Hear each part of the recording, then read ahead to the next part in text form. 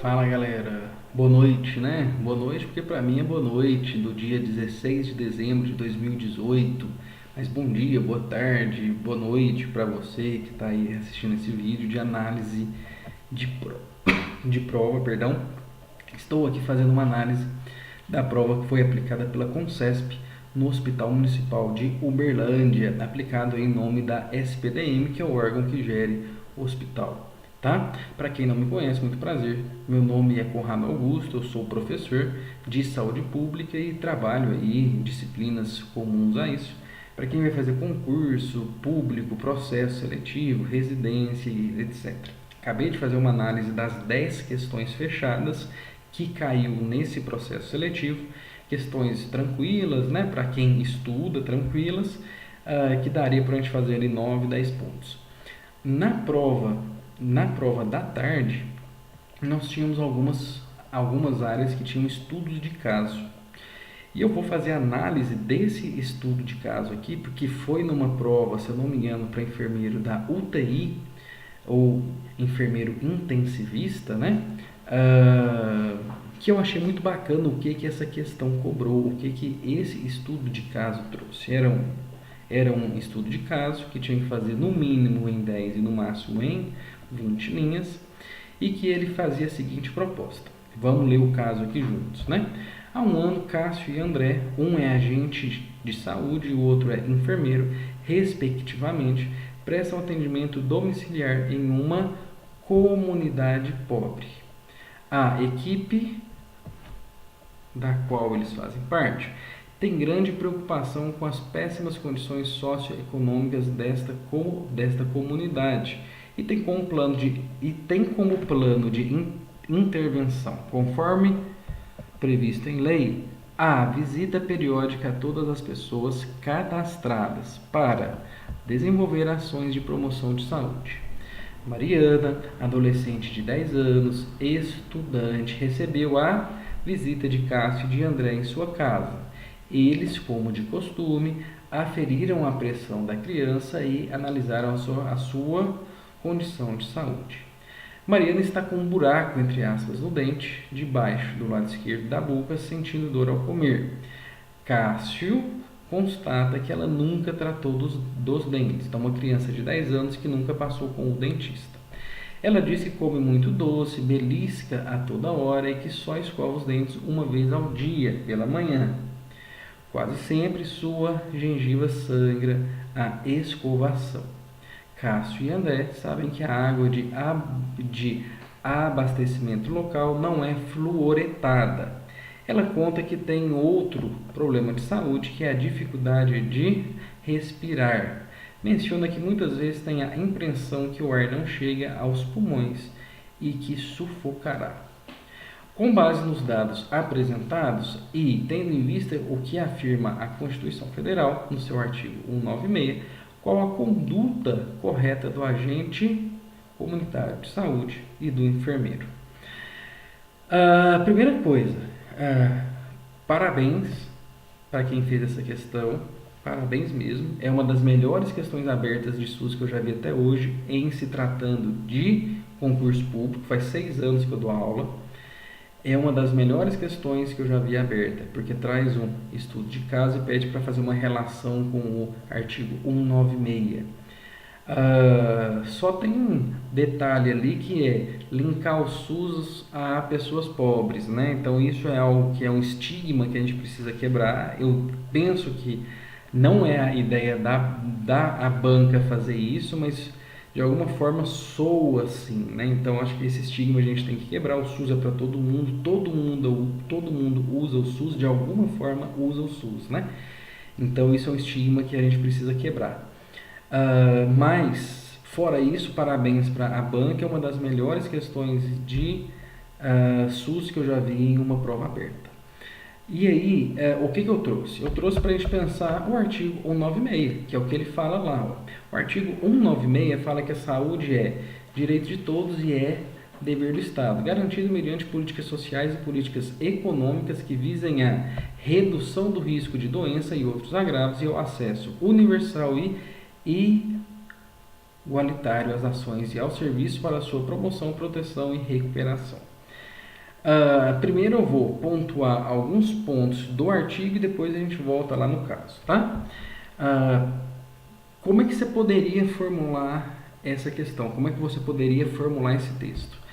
Primeira coisa, tanto o ACS quanto o enfermeiro, eles precisam garantir a saúde enquanto direito de todos, enquanto dever do Estado. Eles estão lá como Estado. Quando eu falo da equipe de saúde, eu estou falando de uma equipe de saúde pública. Então, eles representam o Estado. Então, eles devem garantir esse direito constitucional, né? Eles, enquanto Estado, têm esse dever que deve ser garantido por eles, certo? E aí, quando a gente usa o termo garantido, é mediante políticas sociais e políticas econômicas que visem a redução do risco de doença e outros agravos. Comentamos isso ontem no aulão, né? Significa que as ações que devem ser feitas pelo ACS, pelo enfermeiro, devem focar a diminuição do risco de doenças e outros agravos. O que é isso? É fazer prevenção e fazer promoção. É isso que ele está falando. Então, aquela conduta que ele pergunta lá no caso deve ser baseado na redução do risco de doença.